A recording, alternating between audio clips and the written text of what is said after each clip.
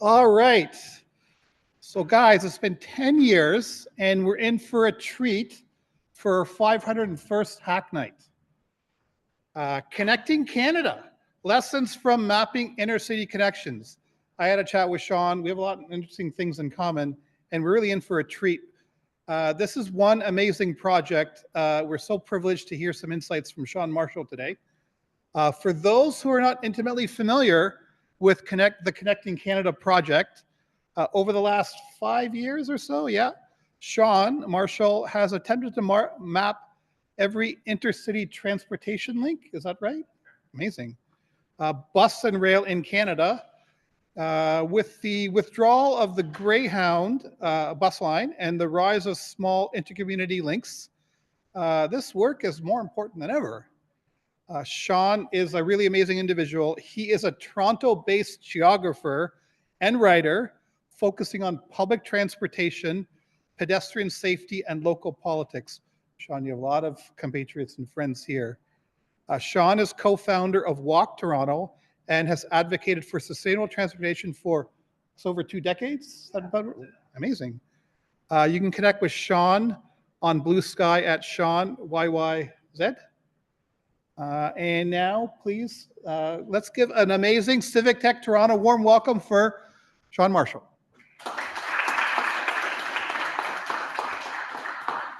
Thank you. Just bear with us while we switch here.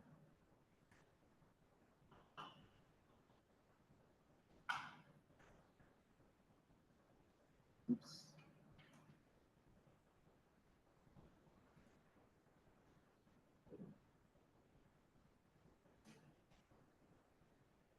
Just a second. On multiple laptops today. Share.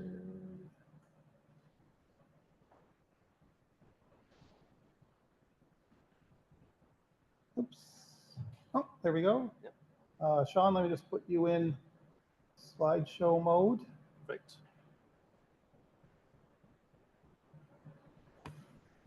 And oops, let's.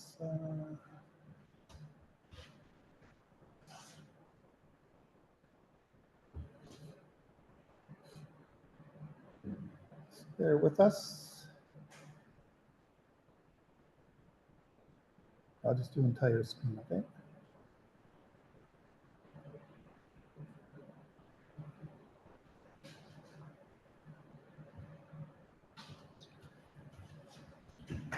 There we are.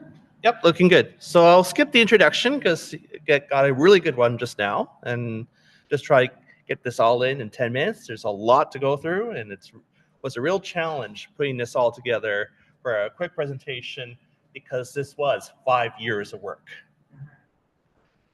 So the reason why I got really interested in interstate transportation is during the pandemic, people had difficulty finding places to go. And when you lost Greyhound, as we're coming out of the pandemic and people are looking to travel within Canada or even within Ontario or making local travel, say if you want to go Wasaga Beach or Sauble Beach or anywhere nice in the summertime, you really had few options. And previously, there used to be lots of options. So this is something I got interested really early on because I see it really as an equity issue. You have multiple different groups of people who are looking to get around, who may not have a car or who may not want to drive. Students, anybody looking for medical and social services, seniors, tourists who just may not want to spend $500 per weekend to rent a car. Definitely First Nations, other equity-seeking communities. And a photograph I have here is a brand new GO Transit bus stop on the Six Nations Reserve near Brantford. And that's something that just came up, and it's one of the things I can touch upon briefly. But at the same time, there's no official maps, there's no official resource to find out where you can go. You can go to each individual websites, you can go to Go Transit or the Transit app, which is a wonderful app, but there's very little information on how to get from one place to another, especially when you had the really large carriers like Greyhound disappear. This is a map of of what the interstate transportation looked like in 1983. Yes, until 1991, the province of Ontario actually published maps. And this is the kind of resource that was really, really important so you can get around. All those solid red lines indicate places where you can get to by bus daily. If it was a dash line, it was less than daily. But even the smallest towns in southern Ontario, you could get to. No problem. From Toronto, from London, from Kitchener, Ottawa, you name it. On the back of this map was a list of all the carriers and all the communities that they served, phone numbers to contact, and the different addresses in a city, because there's different carriers, different stops. This went by the wayside. The other thing you really notice is there's a lot of smaller carriers here.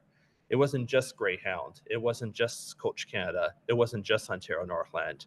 But you had carriers that still exist today that only do charters now. Cost of insurance went up is one reason. So what happened between 1990 and 2012? There are several cuts to Via Rail.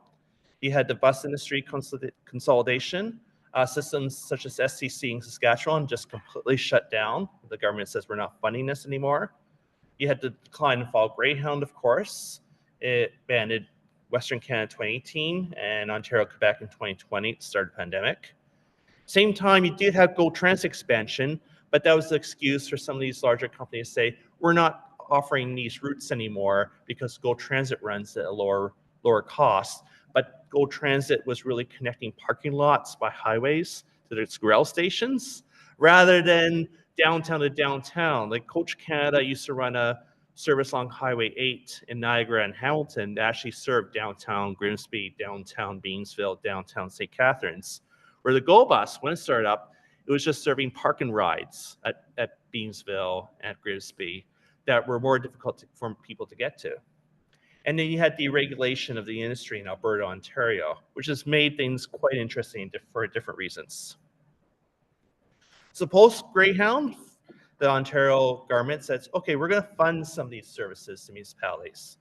But that funding was for a limited time, 5 years at most, and that money is drying up. We've already seen some cutbacks in places like Grey County and Oxford County. You had new private sector interstate carriers that kind of filled the gaps on the busiest routes.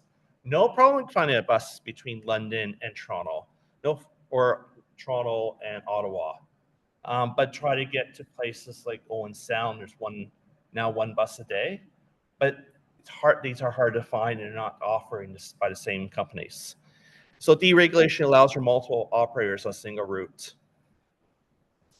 So in 2020, I started to look at mapping these routes for the first time. And this was just for Ontario. I used the Esri ArcGIS online structure. These are with layers that are hosted on Esri servers and brought together on an interactive online map. In 2023, I was contacted by Infrastructure Canada to develop a Canada-wide map. And that's where things got really interesting. So if you go to the map, you'll see features include rail, coach, and transit services. And the routes are depicted by type and by frequency. So intercity routes that might run once a day are there, regional routes that might be more frequent, for example. And if you click on each line, each route, you'll need to link to the carrier's website. And that's where you find the schedule information. It's really hard to keep track of all these schedules across Ontario and across Canada, especially earlier when those were changing all the time as these new companies got established. I mapped major bus stops and terminals as well in cities, and also in smaller places where there might be multiple stops with multiple carriers. Sometimes it might be down to location. Sometimes it just might be at a truck stop on the edge of the highway at the end of town. Not a great spot, but it's easy for the bus to get it out of. And of course, the gaps are immediately apparent. There's no bus service across the Quebec-New Brunswick border, for example. And if you follow Miles in Transit, he tried to take a bus from Victoria to St. John's. He was able to do it, but there's a lot of hiccups and a lot of planning to win something like that. So where possible, I created shapefiles from GTFS feeds. for larger carriers and for most of the transit systems that was possible. But where necessary, I had to go to the carrier's websites and manually enter the routes using Google Maps. So if you look here, here's Onyx Bus, which is one of the newer carriers based out of Brampton, but it serves London to Toronto and a couple of other routes. So look at all these different stops and try to create the routes between each of these locations, between Brampton, Toronto, and Ottawa. And then consolidate these shapefiles onto desktop GIS and then upload it to online GIS layers. And that's what the Google Maps did, was able to pick out each location that the bus stops at, figure out the most logical route between them, and then export as KML, import into shapefile, and then put online as in our GIS. So there's difficulties as well. I had trouble finding some of these smaller services. First of all, I didn't know existed. Sometimes they may not have a good website. There's one operator in Watson Lake, Yukon, that only had a Facebook page. How was I able to find that? I found it. You can go click on it. It'll take you to their Facebook page. And you have major gaps in news services, especially Western Canada. You look at this, Medicine Hat, Moose Jaw, nothing. And you have a bus 1 day a week between Regina, Brandon, and Winnipeg.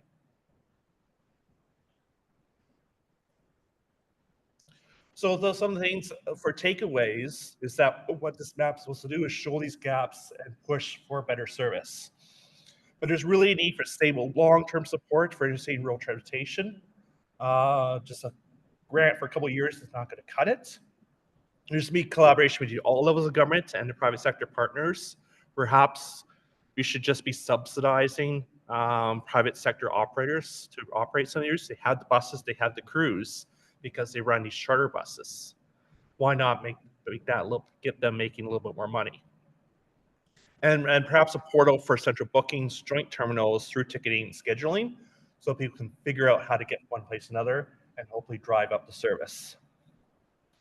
You can go to my, you can contact me by email or go to my website. You can find all this. There's other maps on there. There's one of rail passenger services in 1955 for all Canada. You can go check out and see where you could go by train in that time. And I'm always happy to answer questions as well. And I do have a demonstration on here that hopefully will be to facilitate some questions and answers.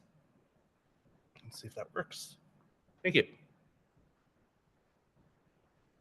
Yeah, yes.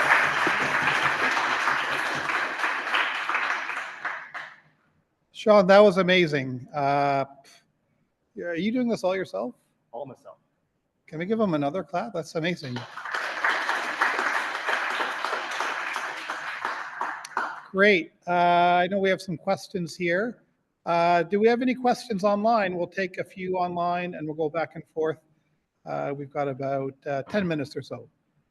Ajay, do we have any questions? Yeah, we have one from Trevor. Trevor, go ahead. Great. And just put Q in the chat for anyone online. So Trevor, go ahead. Ajay, go ahead. That was sooner than I expected. Sean, amazing work you do. I was wondering if you had anything to talk about in regards to what these services on Esri cost you. And if you've looked at, I'm just putting it out there as a topic. Respond however you want. Like, I know that was the thing from watching you and following you on Blue Sky, just kind of like inviting that component of it into the discussion. Esri provides a wonderful service, and there's no substitution the same way. I tried using QGIS before, but at one point I said, there's no way of providing such a comprehensive interactive map on Google or OpenStreetMap. It has to be done on a more comprehensive service where I can upload, edit, and put multiple features at one point. Say, for example, I just can't do a pop-up like this where I click on a route in Manitoba, and it tells me Thompson bus lines, Winnipeg to Thompson runs daily. And I can go to the website, and there we are. There's the bus. There you can find a schedule. It's not possible. It's not really possible I do use it for other work. There are other projects I use Esri for, but the hosting, I just had to pay about $200 just to top up the credits for the hosting because my subscription doesn't end until September. It's an annual subscription. So it's really a labor of love. And my hope is that somebody in government or somebody with a budget can take this on. But in the meantime, I continue to update it. So I did my last update in May, and there's a couple of changes I want to make for July or August as well. Sounds like a great nation building project. Greg, we'll take one in the room.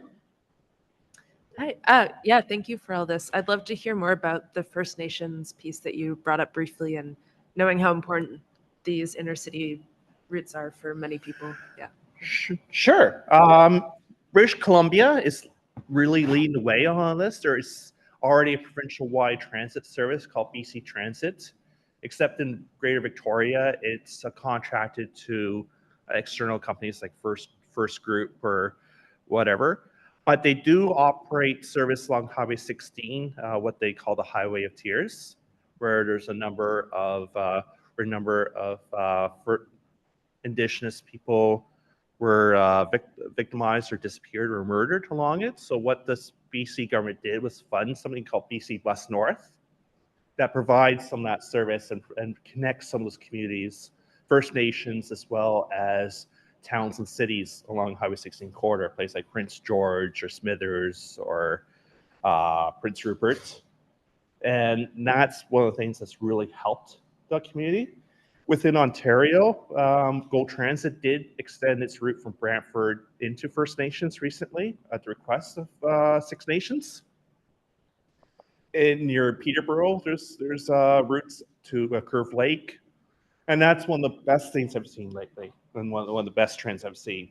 Here on Shores, this does something similar. Casper, which is a private company in Northern Ontario, I took that recently, and it does connect.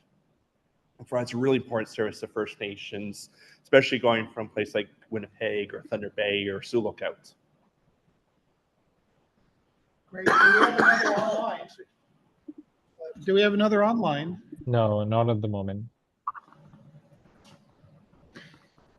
I have a question about Transport Canada, because you mentioned they had reached out to you. Yeah, they did. Maybe I missed it, but what were they curious about, and have you been continuing to talk with them? I can only say what they're interested in when they talk to me, because I don't know what they're going to do. But I provided a version of this map to them so they can plan out. I know there's discussions at Transport Canada about perhaps doing funding, but this is really, it was exploratory phase for them. So who knows? So I know Ottawa works slow in some ways. Sometimes they work fast. Say if you want to bring up the defense budget or want to respond to tariffs. But sometimes these kind of things, these discretionary funds, can take a long time for them to start to get going. My hope is that they see this and they say, we have a role to play. Even though bus regulation are regulated by the provinces, or in the case of Alberta, Ontario, not really. They still operate rail services via rail, and they fund some remote services operated by Northland and some First Nations services in Manitoba and Newfoundland and Labrador. And they also can provide, they also have responsibilities of First Nations. One of the things that I was asked to do on this map for Transport Canada, I kept it in the public-facing version, is I mapped the First Nations lands and land claims. So you can see where First Nations are being served and where they're not, and where some of the gaps are, particularly where there's road access or rail access to improve connections to those communities as well.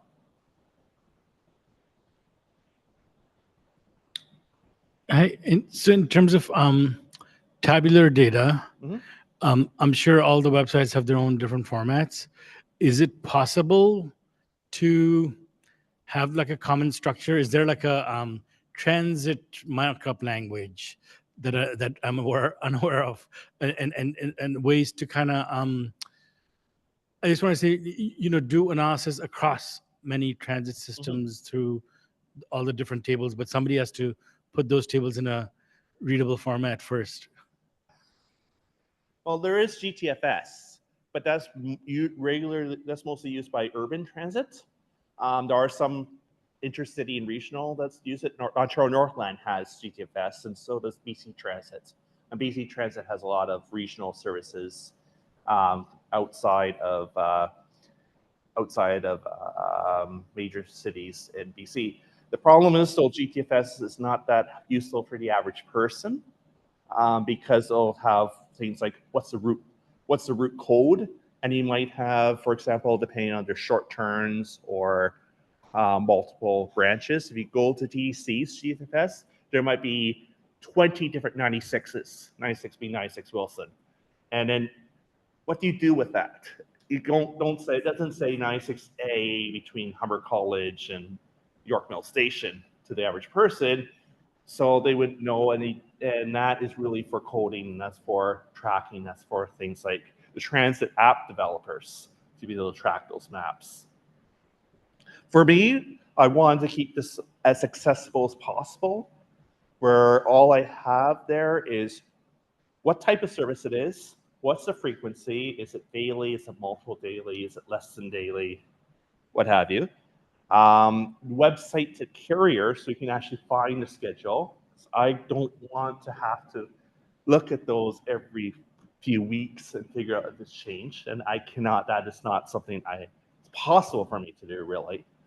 And the basic route that takes.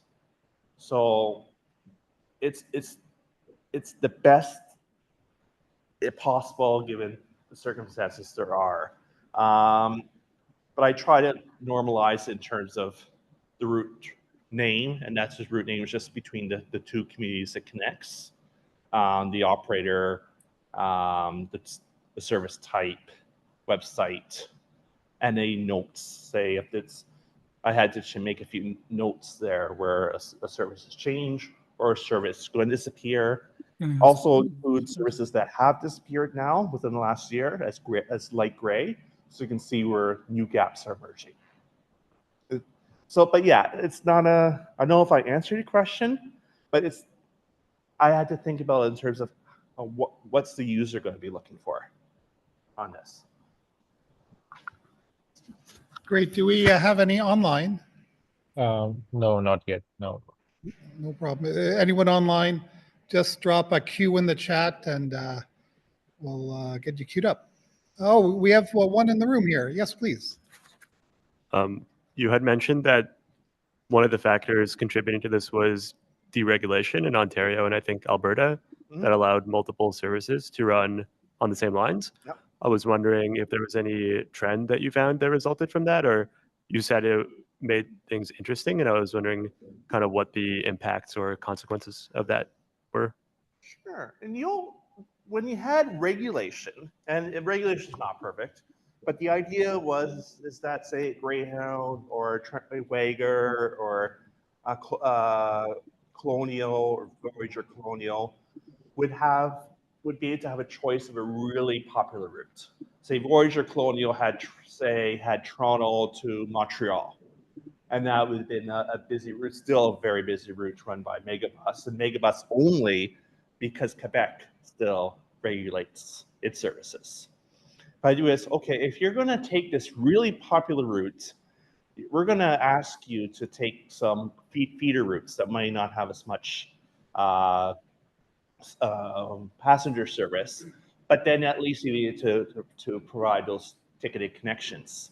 The last Greyhound bus I did was between Toronto and Ottawa. They had that route, and I did a connection, got off at Peterborough, and took a bus that ran 3 days a week to Pembroke. And I would say the Peterborough-Pembroke route was not a busy route, but it was a legacy one back when they had access. They had a much bigger network. They said, okay, we're going to run this route up to Bancroft and Pembroke. In exchange for also having monopoly on the Toronto-Ottawa route. So that's what regulation did. The problem was that passenger bus service was not making as much money. And one of the reasons was, and this is the reason why passenger rail service declined in the 1950s, 60s, parcels. If you remember Greyhound, the bus terminal down on Bay Street, sometimes they have big trailers on the back of it, and all that they carried is parcels. Greyhound had a parcel service. What happened? You had more online shopping that was not going by bus. You had here later Canada Post, FedEx, DHL, the rest of them all competing for the same market. And and then when you start losing some of those side routes, there's fewer options to send parcels. Parcels and mail used to subsidize passenger rail services to smaller communities. If you go look at each station, there used to be CNCP Express buildings that just handle parcels and special freight that be dropped off at each station. So a lot of these subsidiaries were actually helping to subsidize the passenger services. As that started to dry up, Greyhound also was unionized, had higher labor costs. That's good. You want professional drivers, but at the same time, you have a lot of these newer operators who don't have unionized drivers or newer drivers. They are able to cut costs with lower labor costs. So that's one reason, but they're all going after the same market: Toronto to London, Toronto to Ottawa, Toronto Kingston, universities, tourism, hospitals, that sort of thing. I hope that answered your question. Hi, I was just wondering, like, is your data set available for other people to download and play around with, or yeah? That's I do have the data is available online for free. I mean, the map. The data changes all the time. You can contact me, explain what you want it for. I'm a little leery just giving it out because this is work that I've done over time, and I was able to get paid some money from Transport Canada to help them with this. So it's something I kind of want to keep. Like if you want a spreadsheet of this to see what it looks like, I think I can manage that. And the map is there. Anyone can have a look at the map. Anyone can access the map. There's no paywall. There's none of that sort, because this is important information that I want to share. But if you go to my website or contact me at my email, sean@seanmarshall.ca, I can see what I can do.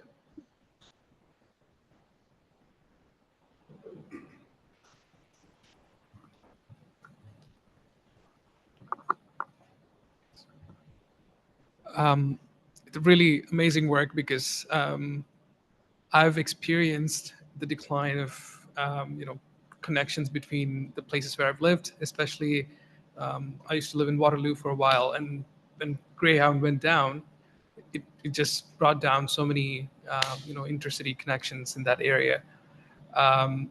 So my question is, so when you said it declined in after like early 1990s, and like things started slowly disintegrating, but also the demographics have changed quite a bit since then, and many of these regions are much larger than they used to be.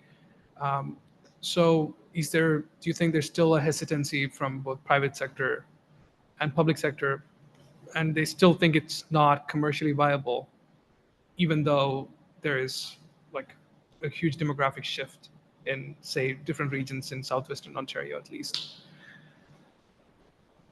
Interesting question, because short answer, yes. There's definitely more viable, especially when you have a network that's put together.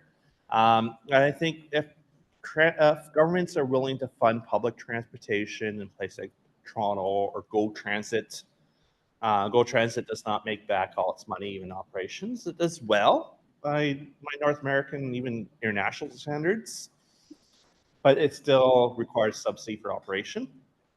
And that's fine.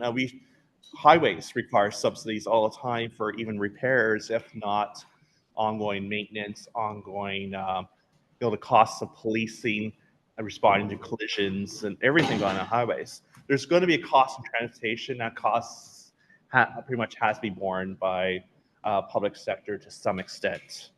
The only ones that make money are the railways, but they've only done that by something called precision scheduled railroading. That's an entirely different discussion. They just shed all their branch lines to abandoned or to short line railways and just focus on bulk and container freight. That's how they make money, even they're private companies. Otherwise, they don't make money on passenger rail. That's why they don't do it anymore. But highways, ports, all airports even, for smaller centers, don't make money. We shouldn't expect private bus companies necessarily to make money either. That there's definitely operators there who can, with minimal support, can probably make a go of it. Really, the government needs to provide, say, if you're going to do this, here's the standards. You got to run at least once a day or whatever, and you have to offer connectivity to other agencies that are also funded by us. And I think that's how you make it work. And I think, yeah, there's many cities and towns in Ontario that have minimal or no service that really could use it. Goderich, for example, has a service, but only goes to Grand Bend, and you have to take another bus to Goderich. Should really have direct connection to Stratford and to the train there to Toronto, for example. Or a place like Bruce or Huron counties, which are growing quite quickly. Prince Edward County is growing quite quickly. Some of the places really could benefit from better links. Oh my gosh, Sean, this was amazing. Quickly, I'm going to raise my hand. Learned something today. Sean, this is amazing. You really, thank you so much. Let's give it up for Sean and this amazing work, passion project, important project that he's been working on. Thank you so much. Sean, you'll do a breakout afterwards as well? I think you'll have some very keen questions. Thank you so much. Let's give him another hand, guys.